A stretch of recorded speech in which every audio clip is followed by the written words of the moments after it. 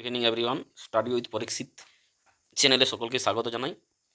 আজকের ক্লাসে West Bengal school service কমিশনের আপার প্রাইমারি যে পরীক্ষা হতে চলেছে তার সিডিপি ও সোশ্যাল সায়েন্স থেকে বেশ কিছু প্রশ্ন ও উত্তর নিয়ে আলোচনা করব। চলুন দেখে নেওয়া যাক আজকের প্রথম প্রশ্ন।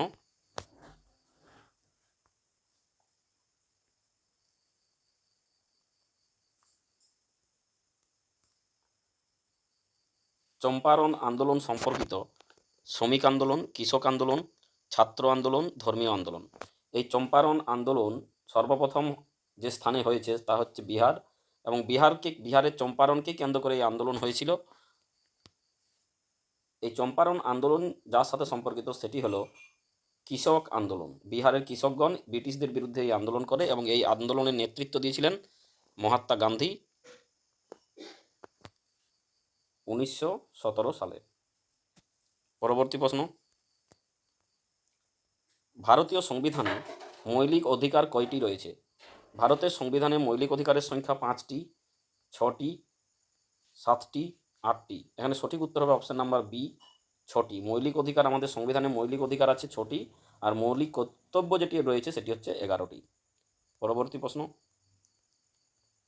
লোহিত সাগর বা রেড সি গঠিত হয়েছে ফল্ট বা চ্যুতি দ্বারা, ভাঁজ দ্বারা, আগ্নেয়গিরির বিস্ফোরণে, নদী ক্ষয় দ্বারা।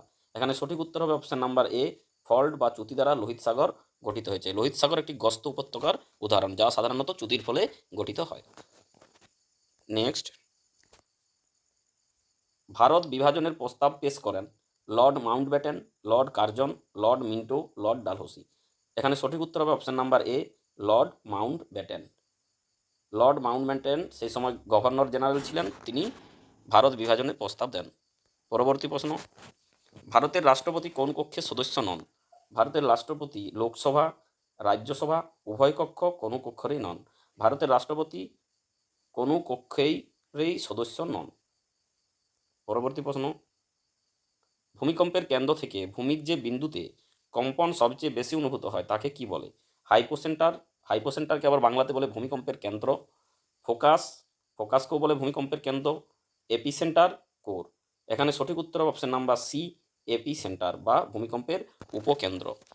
এটা যদি ভূপৃষ্ঠ হয় এবং এখান থেকে যদি ভূমিকম্পের উৎপত্তি হয়, এই এই স্থানটাকে বলা হবে ভূমিকম্পের কেন্দ্র বা হাইপোসেন্টার।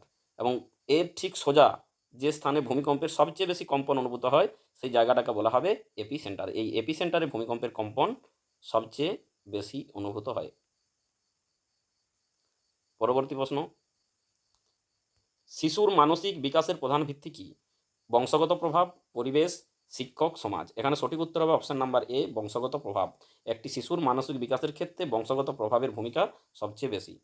পরবর্তী প্রশ্ন, ভারতের জাতীয় আয় বন্টনে বৈষম্য দেখা যায় গ্রামীণ ও শহুরে পার্থক্যের কারণে, শিল্পায়নের অভাবে, কৃষি নির্ভর অর্থনীতির জন্য, সবগুলোই কারণেই। এখানে সঠিক উত্তর হবে অপশন নাম্বার ডি, সবগুলোই হচ্ছে এই সবগুলোর গ্রামীণ শহরে পার্থক্যের কারণে, শিল্পায়নের অভাব, কৃষি নির্ভর অর্থনীতি, এই 3টি কারণের জন্যই ভারতের জাতীয় আয় বন্টনে বৈষম্য দেখা যায়। পরবর্তী প্রশ্ন, বৃত্তাকার বাণিজ্য বা সার্কুলার ট্রেড বলতে কি বোঝায়? একই দেশের মধ্যে বাণিজ্য, 3 বা ততোধিক দেশের মধ্যে পারস্পরিক বাণিজ্য, শুধুমাত্র 2টি দেশের মধ্যে বাণিজ্য, স্থানীয় বাজারের বাণিজ্য। এখানে বৃত্তাকার বাণিজ্য বা সার্কুলার ট্রেড বলতে বোঝায় 3 বা ততোধিক দেশের মধ্যে পারস্পরিক বাণিজ্য। নেক্সট, শিশুর শেখার গতি নির্ভর করে শুধুমাত্র শিক্ষকের উপর, শুধুমাত্র পরিবারের উপর, বংশগত ও পরিবেশের উভয়ের উপর, শ্রেণীর পরিকাঠামোর উপর। এখানে সঠিক উত্তর অপশন নাম্বার সি, বংশগত ও পরিবেশ উভয়ের উপর। পরবর্তী প্রশ্ন, কর্কটক্রান্তি রেখা ভারতের কোন রাজ্যগুলির মধ্য দিয়ে গেছে? রাজস্থান, মধ্যপ্রদেশ, গুজরাট, পশ্চিমবঙ্গ, বিহার, উড়িষ্যা, অসম, তামিলনাড়ু, কেরল, কর্ণাটক, উত্তরপ্রদেশ, হরিয়ানা, পাঞ্জাব। কর্কটক্রান্তি রেখা বলতে বোঝায় 23.12 ডিগ্রি উত্তর রেখা, যা ভারতকে 2টি উত্তর ও দক্ষিণ গোলার্ধে ভাগ করেছে। এই রেখা ভারতের 8টি রাজ্যের মধ্য দিয়ে গেছে। তার মধ্যে এখানে যে অপশন রয়েছে রাজস্থান, মধ্যপ্রদেশ, গুজরাট ও পশ্চিমবঙ্গ, এই 4টি রাজ্যের মধ্য দিয়ে গেছে। ট্রপিক অফ ক্যান্সারের বিস্তার সবচেয়ে বেশি মধ্যপ্রদেশ রাজ্যে এবং সবচেয়ে কম রাজস্থান। এছাড়া যে সমস্ত রাজ্যের মধ্য দিয়ে গেছে তা হলো ছত্তিশগড়, ঝাড়খণ্ড, ত্রিপুরা, মিজোরাম, এই 8টি রাজ্যের উপর দিয়ে গেছে। পরবর্তী প্রশ্ন, নবজাগরণের সময়কার পত্রিকা তত্ত্ববোধনী সম্পাদনা কে করতেন?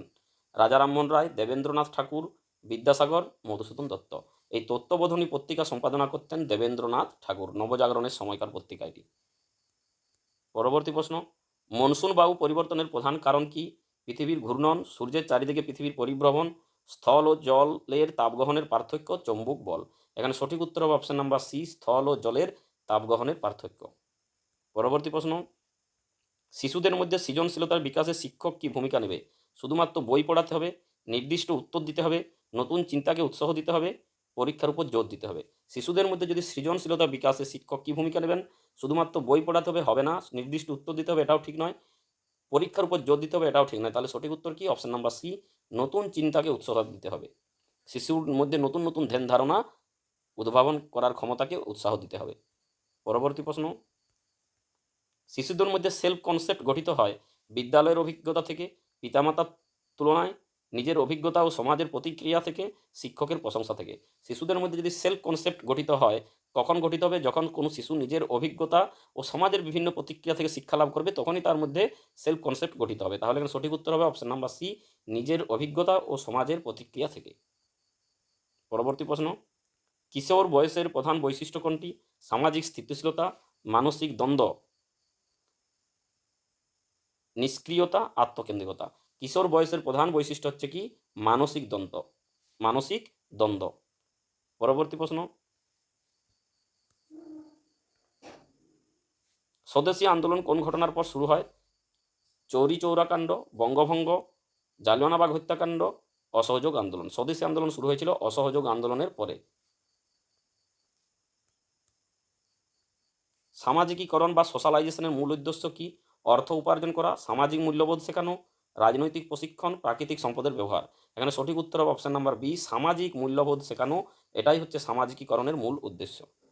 পরবর্তী প্রশ্ন, পশ্চিমবঙ্গের ডেল্টা অঞ্চল বা বদ্বীপ অঞ্চল ক্রমশ নিচু হচ্ছে, এর কারণ কি? নদীর বন্যা, ভূত্বকের নিমজ্জন, সমুদ্রের স্রোত, বৃষ্টিপাতের আধিক্য। এখানে সঠিক উত্তর হবে অপশন নাম্বার বি, ভূত্বকের নিমজ্জনের কারণেই পশ্চিমবঙ্গের ডেল্টা অঞ্চল ক্রমশ নিচু হয়ে যাচ্ছে। ভূত্বকের উত্থান বলতে কি? ভূমিভাগের উপরে ওঠা।